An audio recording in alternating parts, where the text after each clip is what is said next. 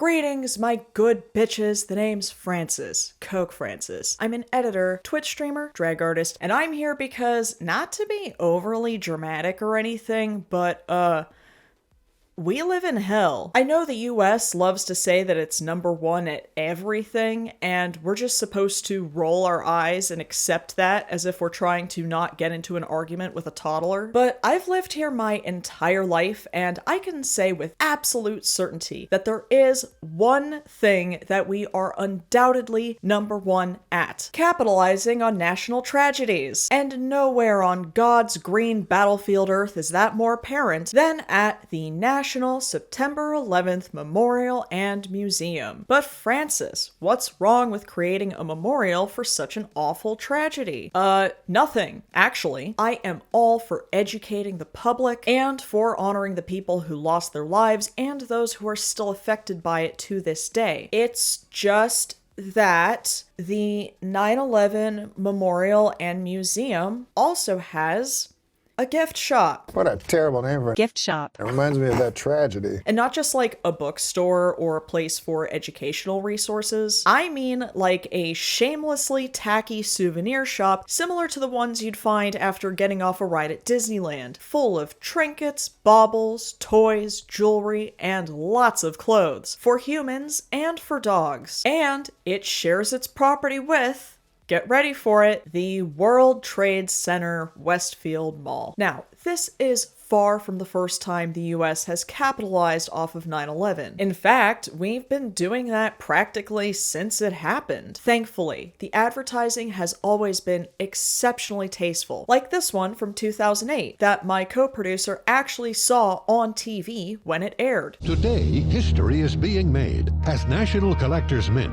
releases this government-authorized Liberian legal tender September 11th commemorative. It's the first time ever the two separate numbers have been used to add up to the full $20 face value. On the front, the frosted twin towers stand out against a mirror-like background, much as they did in the gleaming sunlight of that fateful morning.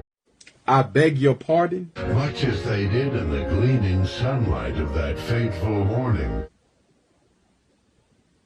I beg your pardon? Well, usually tasteful. Anyway, I went to this museum about 9 or 10 years ago with my family, and I remember so clearly that seeing this gift shop for myself was one of the few times in my life that I felt genuinely offended. But I also believe that sometimes we have to laugh at the horrors of life so that we don't cry. So when we look at this fine selection of items for sale at the 9/11 gift shop together, please know that in no way am I trying to make light of the loss of life and for the people who are still affected by this event, nor am I making fun of the fervent nationalism and Islamophobia that followed the event and is still aggressively pervasive today. This is simply a humorous look at one of the most blatant examples of American late-stage capitalism that's been on my mind for almost a decade now, and I will be giving more of my thoughts on this later in the video. If these shameless, parasitic grifters can make money by exploiting a national tragedy, I should be allowed to make money by making fun of said grifters. And I'm able to manage that money responsibly because my personalized spending budget keeps me in check, which I was able to create with the help of today's sponsor, Rocket Money. Rocket Money is an all-in-one, easy-to-use app that helps you cancel subscriptions, lower your bills, and manage your money better. You can create a customized budget in seconds. The app shows you where your money is going at all times and identifies top spending categories with insights on how you can stay within your budget better. Rocket Money will also notify you about upcoming charges or if your balance is low to help you avoid overdrafts and late fees. So you can only imagine my surprise when I found out I had been paying for a subscription for a monthly Liberian silver commemorative dollar. But thankfully, after connecting my bank account to this app, Rocket Money identified all my subscriptions into a single list. And from there, you can just select the ones that you don't want anymore, like your monthly Liberian silver commemorative dollars. And Rocket Money may be able to help you cancel in just a few taps. They've helped customers save up to $740 a year when you use all of the app's premium features and help them save over $500 million in canceled subscriptions. So take control of your finances today and go to rocketmoney.com/queen to get started for free. And with that, back to our regularly scheduled programming. So the 9/11 Museum gift shop isn't just your run-of-the-mill garden variety trinket shop, at least that's what they'd like you to believe, which is why on their website they have a special section for collections and designers, as if it's a Prada spring catalog. Except there isn't anything you'd see on the distinguished runways of New York Fashion Week or the America First Patriotic Fashion Showcase. It's a collection of overpriced, meaningless products that serve no other purpose than to virtue signal how choked up you get when you see an American flag. Now, even though this is probably the most aggressively American thing you'll see this week, when the gift shop for the museum opened in 2014, people were not happy about it. It sparked outrage amongst Americans with a functioning brainstem, and especially amongst the families of the victims, who felt that their pain and suffering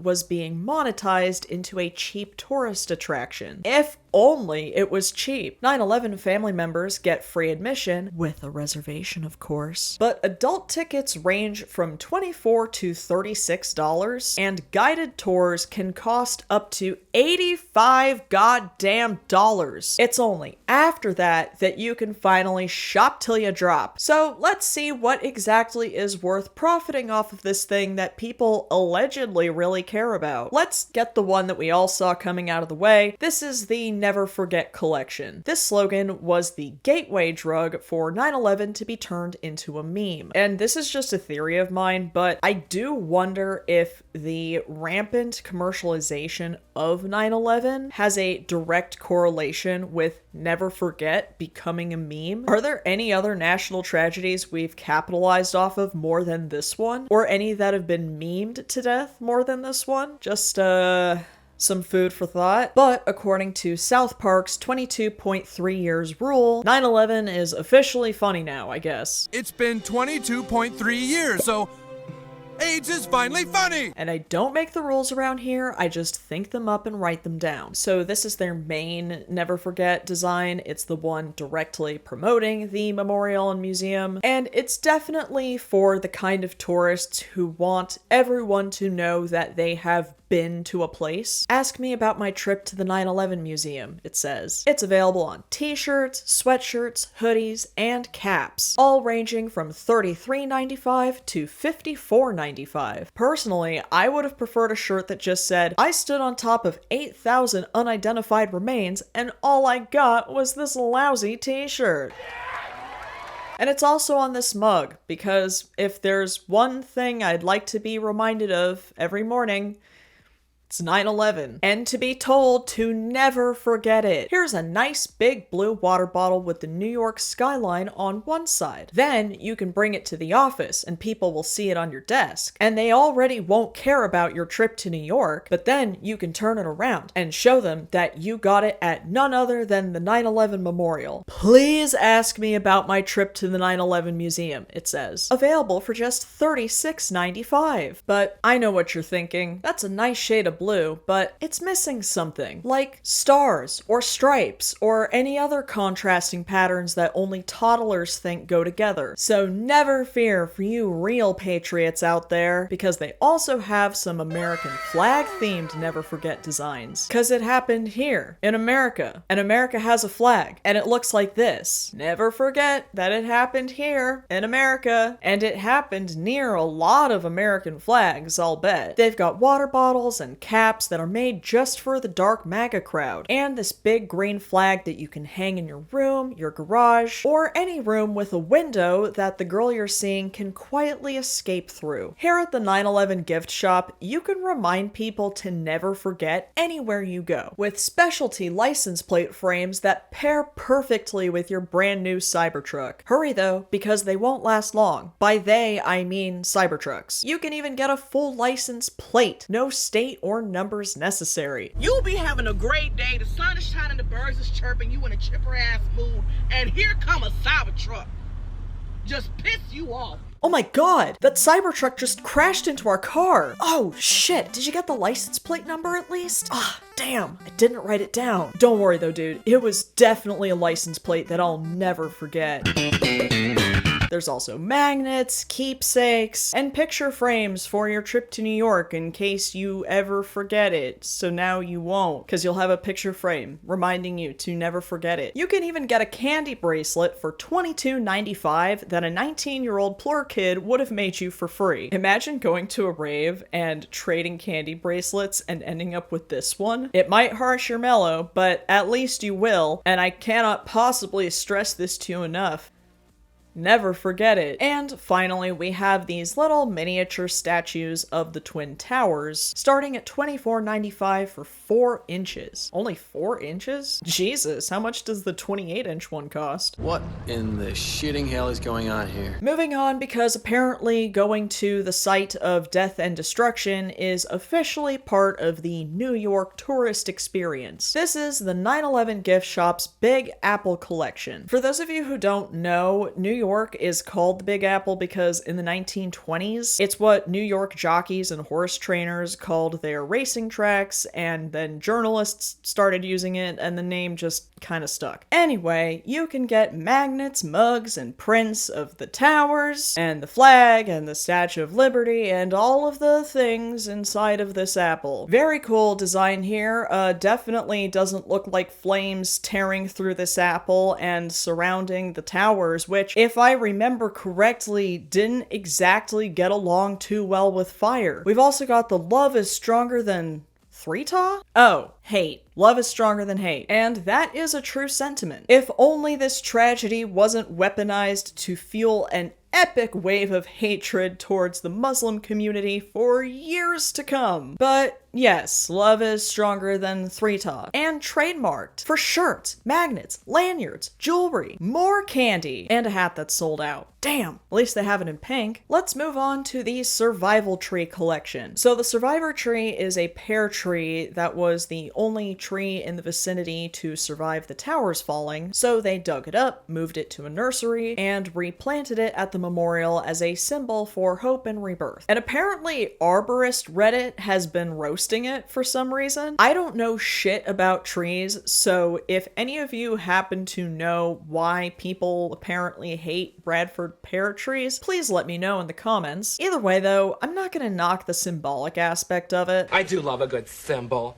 It's the only instrument I can play. But I am gonna knock all the keychains, tote bags, keepsakes, $20 bookmarks, scarves, gold and silver necklaces, your own little survival tree, all ranging from $7.99 to $29.99. This is the American Rule 34. If it exists, there's money to be made off of it. Has that joke been told already? Because there is no way I'm the first person to come up with that. So this next section is what I like to call the Stolen Valor collection, aka FDNY and NYPD merch. Because like their children, adults here also like to cosplay as firefighters and cops and want to sit in the big red trucks and cars with the doggos and the woo-woo sounds. Now, it's entirely possible that someone buying from this collection is actually a firefighter or a police officer. But like, what are the odds? Real cops and firefighters have that shit at home. They know they have that shit at home. It's also possible that buyers want to rep their family members or friends who are on the front lines and who may or may not have survived. By all means, honor these people however you see fit. I won't tell you how you should or shouldn't. I do know that had I known someone who is on the front lines, this personally isn't how I'd want to thank them, but I digress. We of course have all our shirts, crew necks, and hoodies, strictly and officially patented dude colors, and ranging from $33.95 to $54.95. Oh yeah, I tried looking up where these clothes are made, and I couldn't find anything. If they were made in the US, you'd think they would proudly share that on their website.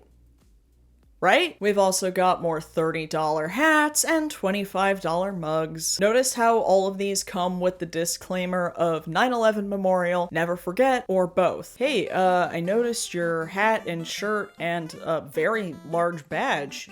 You in the NYPD? Oh, no, I'm not. Okay, but like, you're wearing a badge that says Police Department, City of New York, 23rd Precinct. Hey, buddy, can't you read? Yeah, I'm literally reading what your badge says. Hello, the hat and shirt both say 9/11 Memorial. See that? 9/11 Memorial. Okay, so you're a cosplayer? Hey, you're on thin ice, buddy. Don't you mean the thin blue line?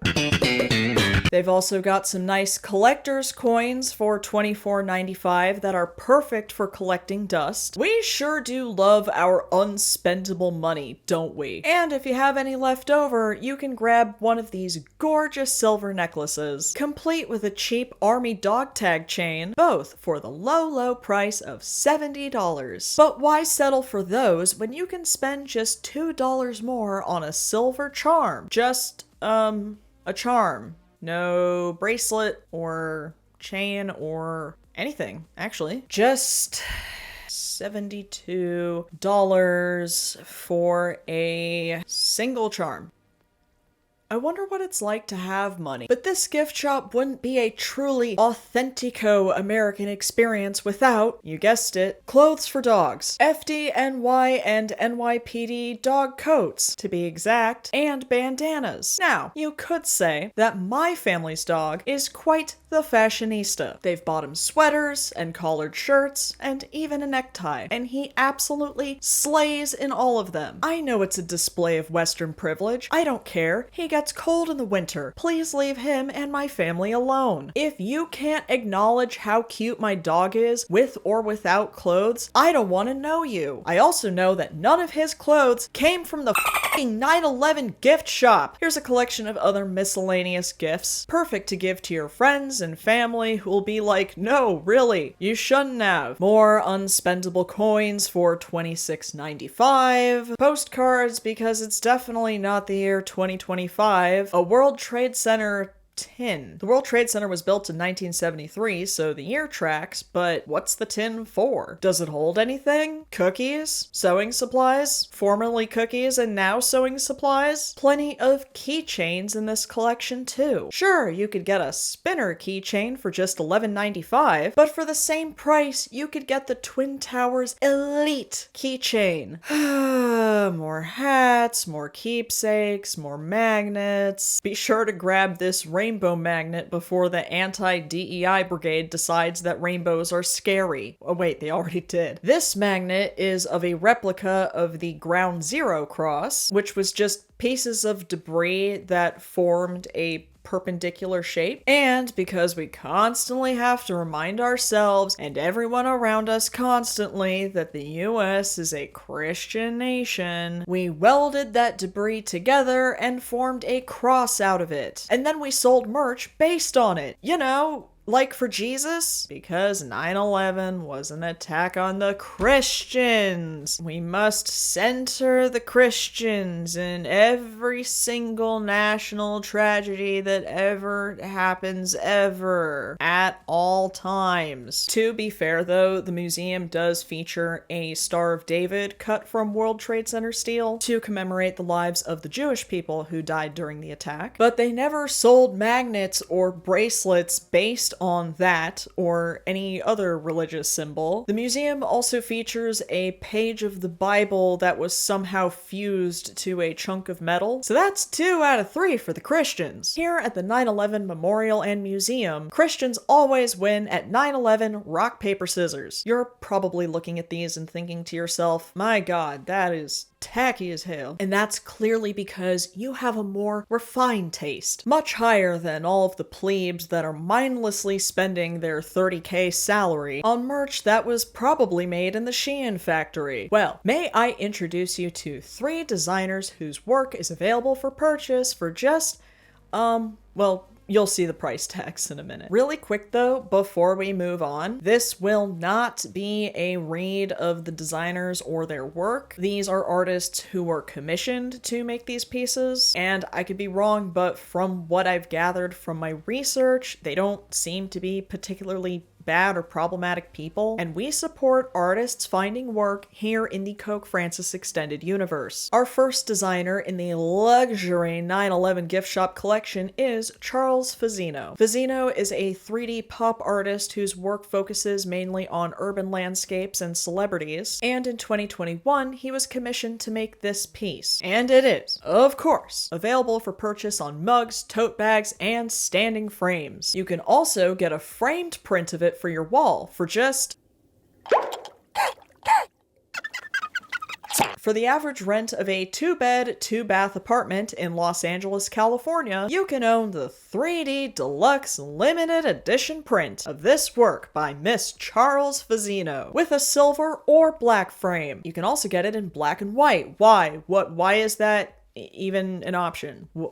What are we doing here? Please note that this list cost includes free shipping. For that price, it should be washing my balls. Okay, moving on. This next work is by Spencer Finch, an artist who specializes in sculpture, photography, and watercolor. So this installation that he made is comprised of almost 3,000 individual watercolor paintings, each an attempt by Finch to remember the color of the sky that fateful morning. Okay, it also has this quote from Virgil, but I don't remember hearing him say that in any of the Devil May Cry games. No day shall erase you from the memory of time.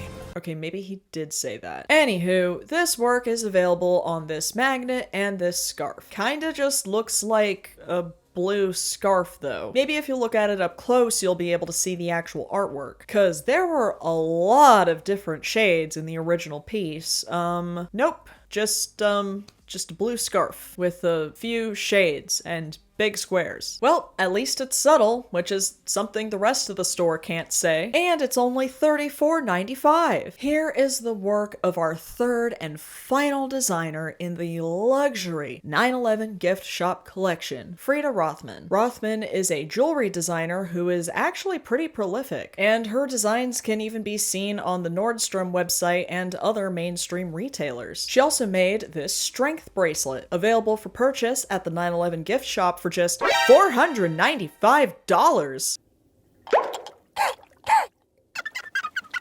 Not to worry, fellow peasants. There's another Rothman design that's much easier on the average American's wallet. For just 395 buckaroos, you can get this honor bracelet instead, available in both gold and silver. Let's check out the product description. I designed the honor bracelet as a way to give back to female veterans, women currently serving in the military, and female spouses who embody endless amounts of strength and courage. Just remember, all you they-thems who thought about buying one of these bad boys, these bracelets are for female woman wives only. The textured dark rhodium symbolizes their grit, and the word honor in handset sparkling pave to remind each woman of their femininity. And that's always the main goal, isn't it? Femininity comes first above all else for you female woman wives out there. Know your place, ladies. Frida Rothman sure does. Our next section is what I call for the kids. These are toys, stuffed animals, and puzzles that are sure to placate your child after dragging them around a museum all day, even though said museum is designed similarly to a bombastic theme park attraction. But look, when I was a kid, getting to take home a stuffed animal was always the best part of my day. So I'm not gonna knock a child for wanting one of these cute little search and rescue doggos. Though if I was a parent, I'd probably draw the line at this fire department Dalmatian, which retails for $34.95. Is it disrespectful if these are the baseballs a kid angrily slams into a glove after an argument with their dad? They also have these toy fire trucks and police cars for $5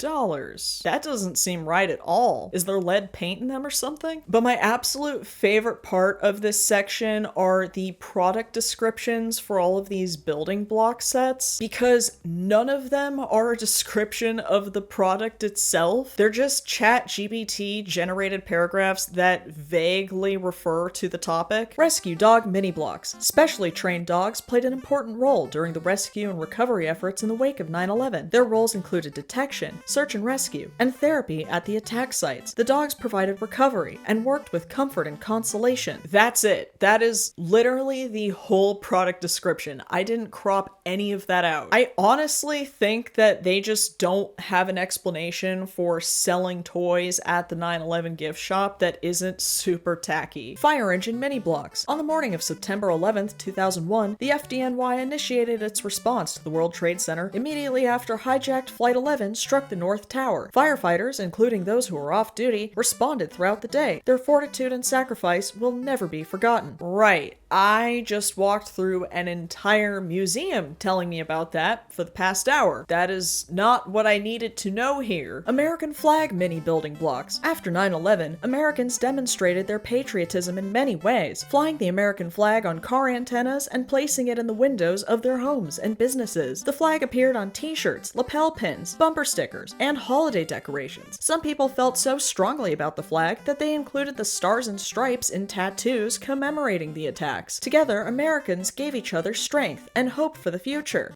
Oh, okay. See? It's okay that we're selling this here because it's our way of demonstrating patriotism. Some people put stickers on their car, some people get tattoos, and we just happen to sell children's building blocks on top of a mass grave. And finally, we have the bookstore. Now, I'm not going to knock the idea of a bookstore being here. If anything, that's all that should have been here. I don't like to judge books by their cover, and even though some of the titles kind of give off the nationalistic energy that I would expect to find here, most of them are just educational and relatively inoffensive. Some of the children's books look kind of tacky, but some of them are about how to deal with grief and trauma, and I can't really complain about that. Look, I might be a bad guy, but I'm not an asshole, okay? Though I do think it's really funny that they sell copies of My Little Red Fire Truck with no additional context. They of course sell copies of the Declaration of Independence and the Constitution. Be sure to grab your copies before they're tariffed. And they also have the American Flag Etiquette book, which explains all the fun, unique ways that this gift shop violates the flag code. But the only troubling publication I found in this collection is this New York Times bestseller, The Operator, Firing the Shots That Killed Osama bin Laden, and My Years as a SEAL Team Warrior by Robert O'Neill. God damn, that's a mouthful. A stirringly evocative, thought-provoking, and often jaw-dropping account, The Operator ranges across SEAL Team Operator Robert O'Neill's awe-inspiring 400-mission career, which included his involvements in attempts to rescue lone survivor Marcus Luttrell and abducted by Somali pirates Captain Richard Phillips, and which culminated in those 3 shots that dispatched the world's most wanted terrorist, Osama bin Laden. The Operator describes the non-stop action of O'Neill's deployments in Iraq and Afghanistan, evokes the black humor of years-long combat, brings to vivid life the lethal efficiency of the military's most selective units, and reveals first-hand details of the most celebrated terrorist takedown in history. So in 2013, O'Neill told this story during an interview with Esquire, right? His version of the turn of events was that he and another SEAL had cornered bin Laden, the other member fired and missed, and O'Neill was ultimately the one that took him out with a shot to the head. But when Fox News and the Washington Post ran this story, former Special Forces personnel had leaked his name when protesting his violation of, quote, a code of silence that forbids them from publicly taking credit for their actions. Another SEAL testified that an unnamed point man was the one who fired the shots, not O'Neill. Rather, when O'Neill finally arrived on the scene, bin Laden was already on the floor and presumed deceased. And according to another SEAL, O'Neill walked over to the already dead bin Laden and shot him twice in the head. So,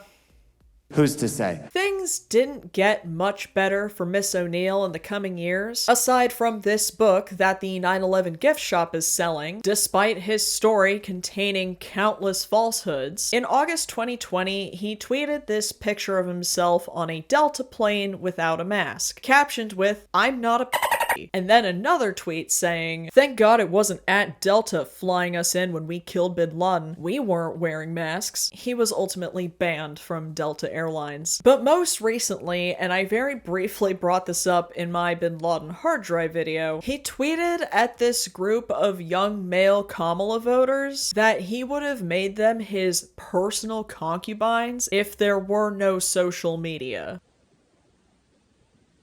I beg your pardon? By that logic, we'd never have to hear from this guy ever again. I'm all for that, to be perfectly honest with you. I've definitely said enough at this point and made my fair share of jokes, so I think it's time we heard from someone who has actually been directly affected by this absolute nightmare. Back when the museum and gift shop had first opened and the New York Post hadn't been converted into a right-wing propaganda site, they published a piece all about how horrifically tacky this was, and they spoke to a woman who lost her son that day, and her words are heart-wrenching. To me, it's the crassest, most insensitive thing to have a commercial enterprise at the place where my son died. Here is essentially our tomb of the unknown. To sell baubles, I find quite shocking and repugnant, said Diane Horning, who also objects to the museum cafe. I think it's a money-making venture to support inflated salaries, and they're willing to do it over my son's dead body. That is so sad. And she's far from the only one. I can't imagine how disgusted I would feel to see the loss of my loved ones become monetized, but additionally, and we absolutely cannot forget this, to also be done so in the name of spreading blatant Islamophobia, misinformation, and perpetuating this false sense of patriotism that has been absolutely cancerous on American society. You might already know this, but Christianity has nothing to do with 9/11. Zip, zilch, zero, nada. The right-wing aspect of our culture and the Bush administration are the ones who brought Jesus into the mix. Religion was exploited to sell the public a story of good versus evil, Judeo-Christian values versus Sharia law, good, honest Americans versus foreign barbarians. It was literally a God-given excuse for an administration of war criminals to invade Middle Eastern countries, even the ones that had nothing to do with 9/11. Al-Qaeda didn't attack the US for being a Christian nation. They attacked us because the US has been terrorizing the Middle East for decades. We destabilized the region with constant military intervention. We support authoritarian regimes in exchange for resources, namely oil. Any country that does not submit to the US empire gets starved and squashed. And I'm not saying that the attack on the World Trade Center was justified. It wasn't. Bin Laden and his associates are not heroes. They are murderers.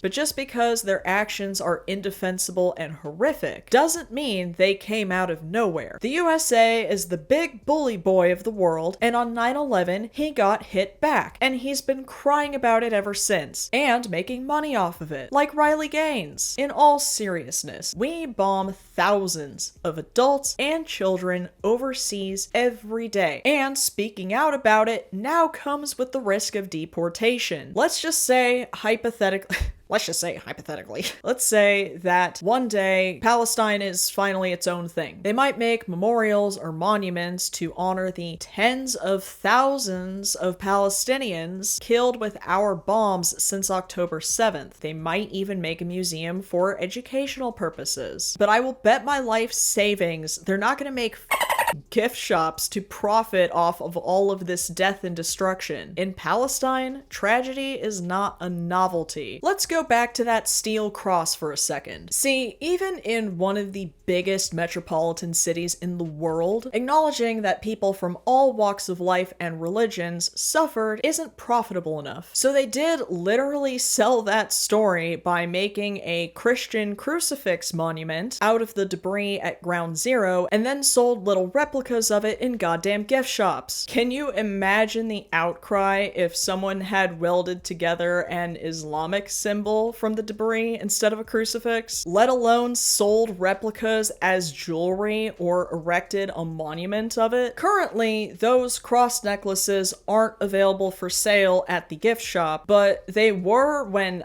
I went there, and that was especially the nail in the coffin for me. Once again, I just want to reiterate that in no way am I intending to disrespect the people who lost their lives, the ones who survived, and the families and friends who are still grieving, which is why it absolutely infuriates me that we are capitalizing off of the death of thousands and whose families and friends did survive to see that happen. And if you are someone who is affected by this event and you're watching this, I am so sorry that you've had to watch your grief become monetized. And if you're someone who has faced persecution and bigotry because of the way this tragedy was marketed to the American public, I'm so sorry that this country is, as always, willing to spread hatred to satisfy their own narrative, even when it comes at the cost of other people's peace. Damn, that was a real bummer of an ending. Sorry about all these bummer endings lately. I've actually been pretty bummed out lately, if you can believe it. Can't imagine why. But I'm happy to still be here, and I'm especially happy that you are all still here, because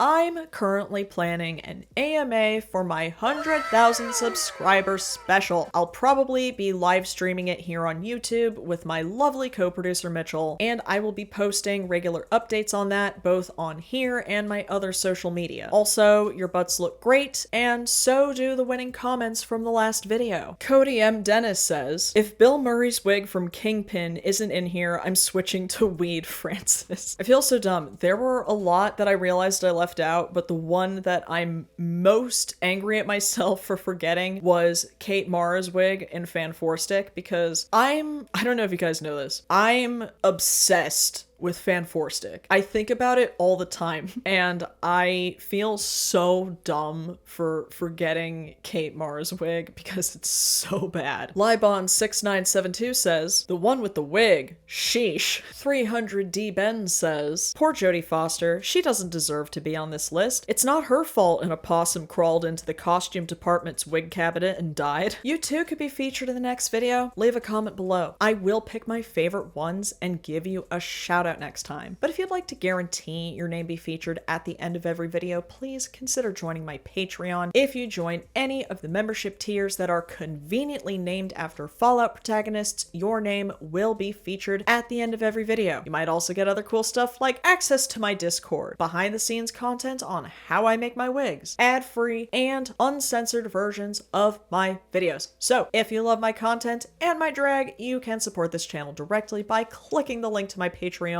in the description box. If you would like to see me simp for my favorite game characters and get visibly frustrated in real time, please follow me on Twitch. And I don't really use TikTok anymore, but if you'd like to see more of my clown mug elsewhere, consider following me on Instagram or Threads or Blue Sky. My handle for all of the above is at Queen Coke Francis. If you enjoyed this video and you haven't done so already, please show up at work and tell all of your coworkers about your latest trip. And when they still ignore you even after you shamelessly show off all of your new merch, grab their attention once and for all by going ahead and unzipping your pants and dick slapping those like and subscribe buttons as hard as you can. Thank you again to Rocket Money for sponsoring this video, and thank you to all of my patrons and subscribers who have helped my channel grow and thrive the way that it has been. Thank you for helping me reach almost 100,000 subs. Please stay tuned for updates regarding my AMA where you can ask me whatever you want, and of course, as always, until next time.